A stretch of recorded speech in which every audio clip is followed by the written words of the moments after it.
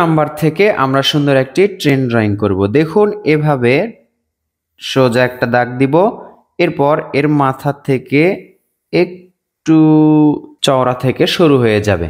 এখানে দেখুন এভাবে এটা মিলে দিব একটু গোল করে, আবার দেখুন এখানে এভাবে করে মিলে দিব। এরপর এখানে দেখুন একটা দাগ, দুইটা দাগ, আবার এখানে সোজা করে একটা দাগ দিলাম, এখান থেকেও সোজা করে দাগ দিলাম। এবার এখান থেকে আরো একটা দাগ হবে এভাবে। দেখুন এভাবে কৌশলে সুন্দর একটি ট্রেন আঁকা হচ্ছে। এই দাগটা এখানে লেগে দিলাম। এই জানালাগুলোর মাঝে একটা এভাবে করে দাগ দিব, ট্রেনের জানালার দাগ। নিচে আমরা ট্রেনের চাকা আঁকবো এইভাবে।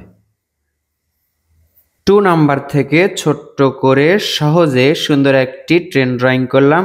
কেমন লাগলো আপনাকে কমেন্ট করে জানিয়ে দিন। ভালো লাগলে লাইক করুন।